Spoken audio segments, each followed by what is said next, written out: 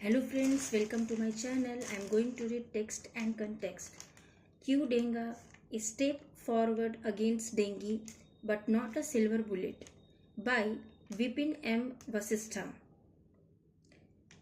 India's long wait for a dengue vaccine may finally be coming to an end. Takeda's tetravalent dengue vaccine TAC-003 called Qdenga recently received clearance from the Subject Expert Committee under the Drugs Controller General of India DCGI for use among individuals aged 4 to 60 years.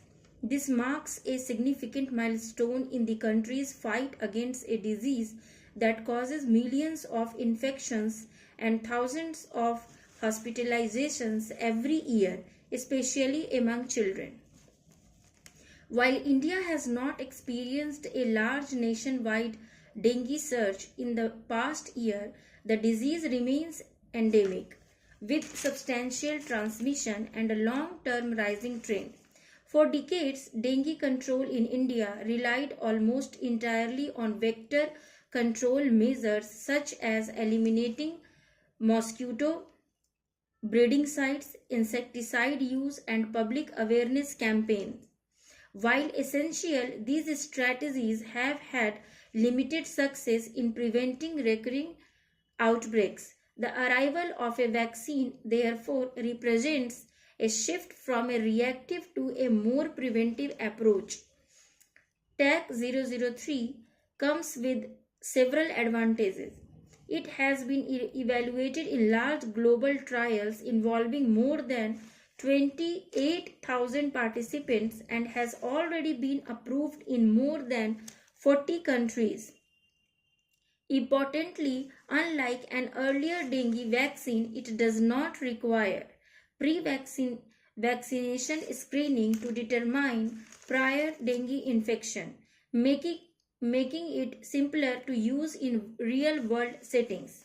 The vaccine has also demonstrated good safety and crucially strong protection against severe dengue and hospitalization, both outcomes that matter the most in clinical practice. In a country like India, where healthcare systems are often stretched during dengue seasons, even a modest reduction in the number of severe cases could have a substantial impact. Fewer hospital admissions, reduced intensive care burden, and lower mortality in children and adolescents would all represent meaningful gains. Challenges and limitations. However, it is equally important to recognize what this vaccine can and cannot achieve. Dengue is caused by 4 closely related but distinct viruses known as serotypes DENV1 to DENV4.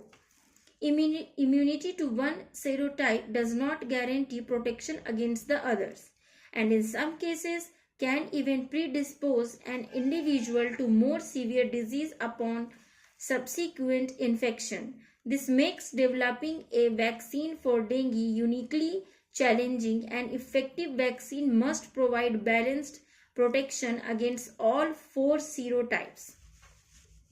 Herein lies a key limitation of TAC-003. While it performs very well against the DenV2 serotype, since it was developed on the DenV2 backbone, and reasonably well against DenV1, its effectiveness against DenV3 and DenV4 appears to be lower, particularly in individuals who have not previously been infected with dengue. This is not merely a theoretical concern. India's dengue epidemiology is evolving, with increasing reports of DenV3 becoming more prominent in several regions. Recent data from India also show that all 4 dengue serotypes continue to co-circulate, with DenV2 still predominant in many regions, but DenV3 contributing a substantial and increasing proportion of cases. For instance, surveillance from North and Western India has reported DenV2 accounting for around 48 to 66% of cases, followed by Dengue 3 at around 20 to 30%, with Dengue 1 and Dengue 4 contributing smaller shares. If this trend continues, the overall effectiveness of the vaccine at a population level may be lower than expected. In simple terms, while vaccinated individuals are still likely to be protected from severe disease, they may continue to experience dengue infections, especially during outbreaks dominated by Dengue 3. This distinction is crucial. TAC-003 is best understood as a vaccine that modifies the disease rather than as one that blocks transmission. In other words, it is likely to reduce the severity of illness rather than prevent infection altogether. As a result, dengue outbreaks will not disappear, and public health measures such as vector control will remain indispensable. Another important consideration is cost and access. Dengue vaccines are expected to be relatively expensive, and TAC-003 requires 2 doses administered 3 months apart. The expected price of TAC-003 in India is likely 3,000 to 6,000 rupees per dose, and 6,000 to 12,000 for the full course. While public programs may offer the shots at lower prices, questions about affordability and compliance, particularly among lower income and rural populations, remain unanswered. At least in the initial years, uptake is likely to be limited to the private sector or targeted programs in areas with a high burden of dengue.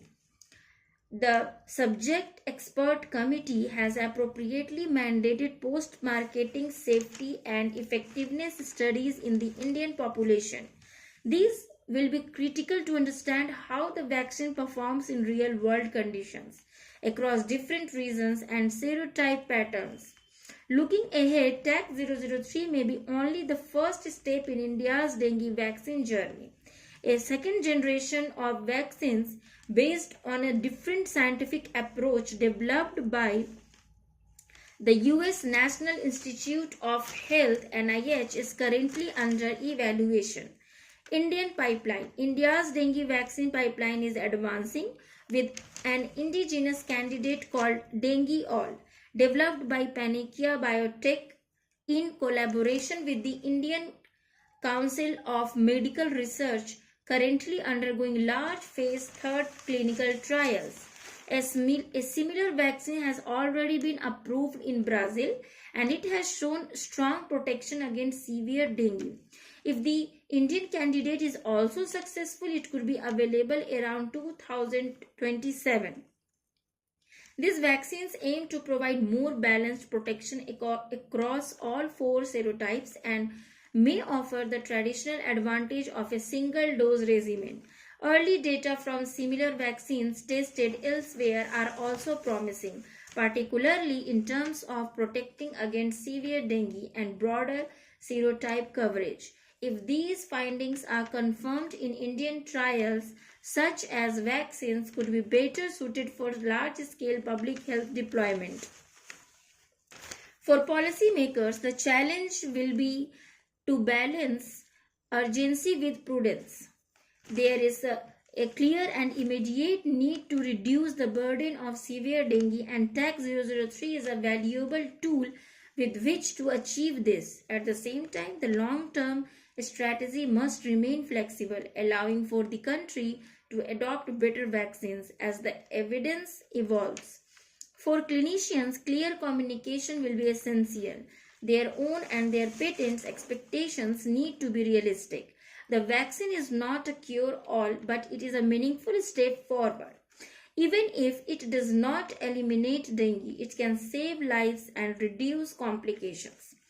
Ultimately, the introduction of a dengue vaccine in India should be seen not as the culmination of efforts, but as the beginning of a new phase.